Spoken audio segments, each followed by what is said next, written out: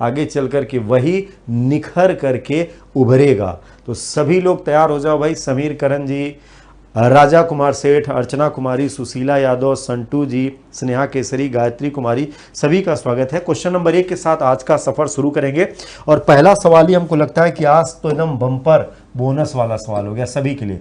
कह रहा पाटलिपुत्र के संस्थापक के रूप में किसका नाम दर्ज होगा? उदयन का, अशोक का, बिंबिसार का या महापद्मनंद? किसका नाम दर्ज होता है पाटलिपुत्र?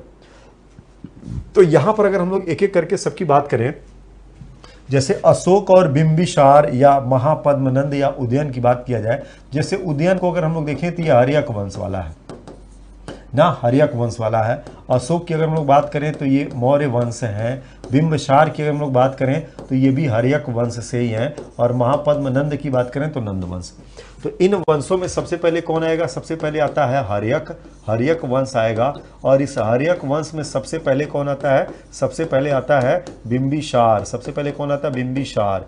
बिंबिसार के बाद अगर देखा जाए तो नाम दर्ज होता है अजात शत्रु का। और फिर इसी परंपरा में आगे चल करके उदयन का नाम दर्ज होता है। तो भाई बिंबिसार और अजात शत्रु के समय अगर देखा जाए तो राजगृह राजधानी रही, लेकिन उदयन ने क्या कर दिया? राजधानी को पाटलिपुत्र स्थापित कर दिया। तो ऐसी दशा में पाटलिपुत्र हो जाती है राजधानी उदयन के जमाने में। बाकी इसके बाद जितनी भी वंश आते हैं, जैसे चाहे वो शिशुनाग वंश की दशाएं हों या नंद वंश हो या मौर्य वंश हो, सब पाटलिपुत्र को ही राजधानी के रूप में लेकर के चलते हैं। तो पाटलिपुत्र को राजधानी के रूप में बनाने का काम किसने किया था? उदयन ने किया था। ठीक है, आगे बढ़िए। विश्व का पहला गणतंत्र वैशाली में किसके द्वारा स्थापित किया गया था? इसको वैशाली, जो कि ये वज्जी संघ के अधीन आता है। किसके?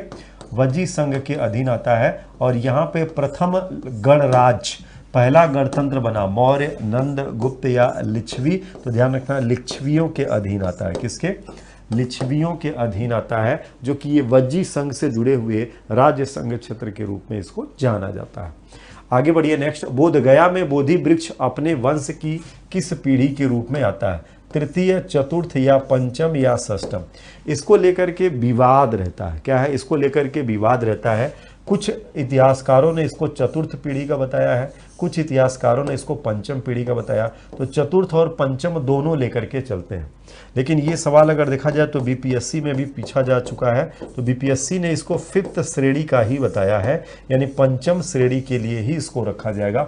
लेकिन अभी भी ध्यान रखना इसका विवाद रहता है। बहुत ढेर सारी किताबों में इसको चतुर्थ श्रेणी का बताया गया, लेकिन ये पंचम श्रेणी के अंतर्गत भी दर्ज होता है। यही सही, अंतिम वाला श्रीलंका से ला करके लगाया गया था। आगे चलिए नेक्स्ट। मध्यकाल में बटाई शब्द का क्या अर्थ होता था? बटाई शब्द कह रहा धार्मिक कर होता था, लगान निर्धारण होता था, धन का कर होता, संपत्ति का कर। तो बटाई कर अगर देखा जाए एक तरीके से ये भू राजस्व की ही एक प्रक्रिया हुआ करती थी। और ये लगान निर्धारण में किसके लिए? तो ये लगान निर्धारण में इसका कार्य किया जाता था भाई। तो ये लगान निर्धारण के लिए था। किसके लिए था? लगान निर्धारण के लिए। ये यहाँ से याद रखना है। ठीक है, आगे चलिए। महारानी विक्टोरिया ने भारतीय प्रशासन को ब्रिटिश ताज के नियंत्रण में लाने की घोषणा करी थी। तो 1857 के क्रांति के बाद, यानी 1857 के क्रांति के बाद 1858 में क्या आया? 1858 में आया था महारानी विक्टोरिया का घोषणा पत्र आया था ना। महारानी विक्टोरिया का घोषणा पत्र आया था। ठीक है, महारानी विक्टोरिया का क्या आया था? घोषणा पत्र आया था भारत में। और इसी में 1 नवंबर 1858 को ये अनाउंसमेंट किया गया था कि भारतीय प्रशासन को ब्रिटिश ताज के नियंत्रण में लाने की घोषणा की जाती है 1 नवंबर 1858। और उस समय का तत्कालीन जो गवर्नर जनरल इसको क्या बना दिया गया? इसको बना दिया गया भारत का वायसराय। क्या बना दिया गया? भारत का वायसराय बना दिया गया। और इस लिस्ट में किसका नाम दर्ज हुआ था? तो लॉर्ड कैनिंग का। किसका नाम दर्ज हुआ था? लॉर्ड कैनिंग का, क्योंकि उस समय यही भारत का गवर्नर जनरल हुआ करता था। तो ये लॉर्ड कैनिंग यहाँ पे क्या बन जाता है? भारत का प्रथम वायसराय बन जाएगा। इसको यहाँ से करिएगा। ठीक है, हो जाएगा सभी का। चलिए बहुत बढ़िया, आगे बढ़ते हैं। सम्राट शाह आलम द्वितीय ने ईस्ट इंडिया कंपनी को बंगाल, बिहार तथा उड़ीसा की दीवानी प्रदान करी थी।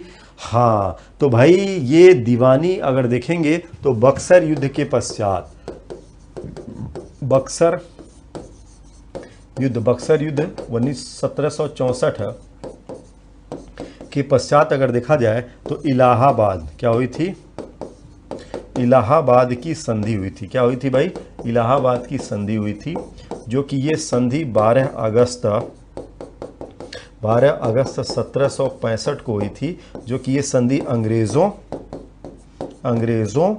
व मुगल बादशाह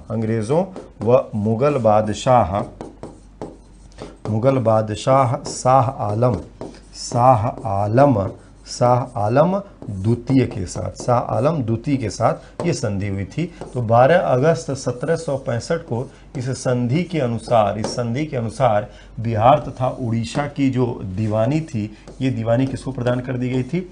ये दीवानी प्रदान कर दी गई थी अंग्रेजों को। किसको प्रदान कर दी गई थी? अंग्रेजों को। इतना ध्यान रखना, ठीक है। आगे चलिए। वर्तमान में बिहार में संपत्ति का मुख्य स्रोत क्या है? तो बिहार की अर्थव्यवस्था की हम लोग बात करें तो हम लोग क्या है भाई? कृषि प्रधान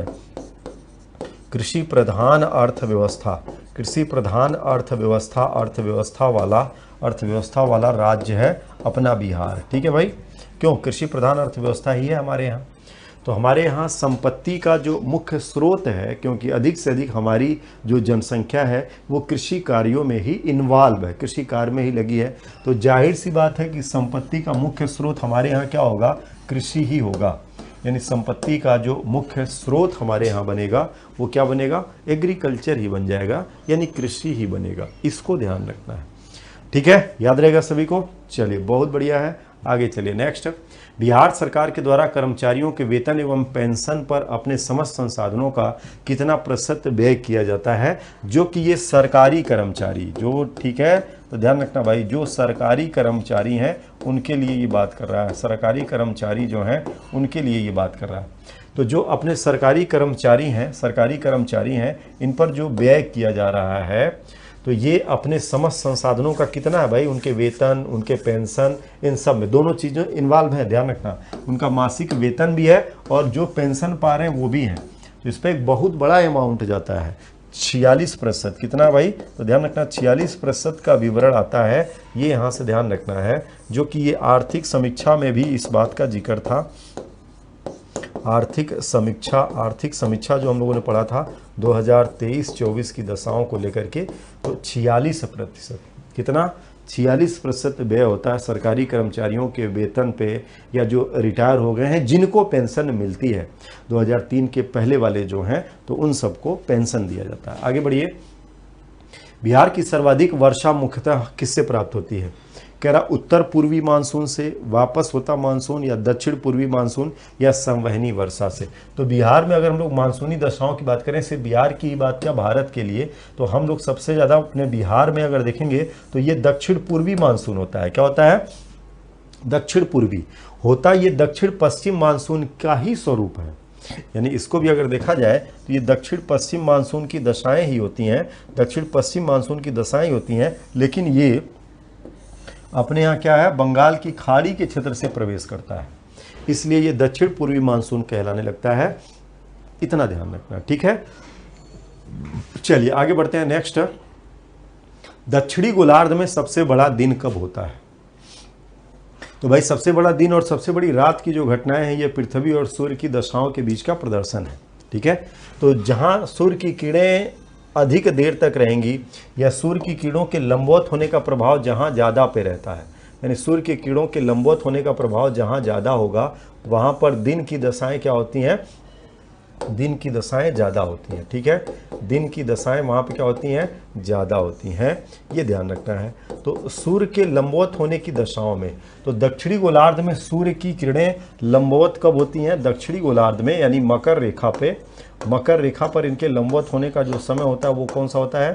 वो होता है 22 दिसंबर। क्या होता है? 22 दिसंबर होता है। तो जाहिर सी बात है कि दक्षिणी गोलार्ध में सबसे बड़ा दिन की अगर हम लोग बात करेंगे तो सबसे बड़ा दिन 22 दिसंबर को होगा। कब होगा? 22 दिसंबर को दक्षिणी गोलार्ध में सबसे बड़ा दिन होगा। और इसी दिन उत्तरी गोलार्ध में क्या होगी? उत्तरी गोलार्ध में ध्यान रखना है, उत्तरी गोलार्ध में क्या होगी? सबसे लंबी रात, सबसे लंबी रात होती है। ये यहां ध्यान रखना। तो उत्तरी गोलार्ध में क्या होगी? सबसे लंबी रात होगी। ठीक है, ये यहां से कर लेना। और सूर्य की किरणें जब कर्क रेखा पर लंबवत होती हैं भाई, कहां पे?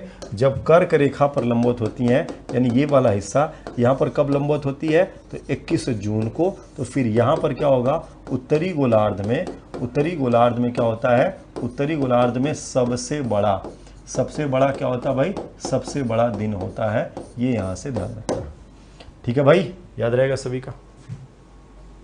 पक्का। चलिए आगे बढ़िए। नेक्स्ट, यूरोप की एक पर्वत श्रृंखला है। यूरोप की एक पर्वत श्रृंखला कह रहा आल्पस, हिमालय, एंडीज या रॉकी। तो यूरोप की एक पर्वत श्रृंखला में कौन आएगी भाई? इसमें से ध्यान रखना, आल्पस, हिमालय तो ये आपको एशिया में मिलेगी ना, हिमालय एशिया मिलेगी। एंडीज अगर देखा जाएगा तो ये आपको कहाँ पर मिलेगी? ये आपको मिलेगी दक्षिणी अमेरिका में। कहाँ पे? दक्षिणी अमेरिका में। और रॉकी कहाँ मिलेगी? तो ये आपको मिल जाएगी उत्तरी अमेरिका में। कहाँ पर मिल जाएगी? उत्तरी अमेरिका में मिल जाएगी। तो यूरोप वाली पर्वत श्रृंखला क्या हो जाएगी? अल्पस पर्वत श्रृंखला, जो कि यूरोप के दक्षिण में रहेगी। मुख्य रूप से इस पर्वत श्रृंखला को अगर देखा जाए तो ये पर्वत श्रृंखला फ्रांस, इसके अलावा अगर देखा जाए इटली, और साथ ही में इसका विस्तार कहाँ तक है? इसका विस्तार अगर देखेंगे तो स्विट्जरलैंड सीमा तक हो जाएगा। कहाँ तक? स्विट्जरलैंड सीमा तक इसका विस्तार आपको देखने को मिलेगा। बस इतना ध्यान रखना। ये क्या हो जाएगा? आल्पस। क्या हो जाएगा? आल्पस हो जाएगा। ये यहाँ से करना है। आगे चलिए नेक्स्ट, सुमेलित करिए भाई। अत्यधिक गर्म, अत्यधिक ठंडा, अत्यधिक वर्षा और अत्यधिक सूखा वाला क्षेत्र इनमें से कौन कौन सा बनेगा? दिए गए ऑप्शन के अनुसार करना है, दिए गए ऑप्शन के अनुसार करना है। तो अत्यधिक गर्म क्षेत्र अगर हम लोग इसमें से फाइंड करेंगे तो दिए गए ऑप्शन में सबसे गर्म स्थान इसमें से सहारा मरुस्थल हो जाएगा। ठीक है, सहारा मरुस्थल। अत्यधिक ठंडा दिए गए ऑप्शन में क्या होगा? अंटार्कटिका हो जाएगा, क्योंकि भाई ये बर्फ वाला क्षेत्र है तो अंटार्कटिका हो जाएगा। ये यहाँ से तीसरा हो जाएगा। अत्यधिक वर्षा के लिए अगर देखा जाए तो चेरापूंजी हो जाएगा, अपने भारत वाला ही है। और अत्यधिक सूखा चिली हो जाएगा। इस हिसाब से अगर देखा जाए तो 4 3 2 1 बन जाएगा। क्या बन जाएगा?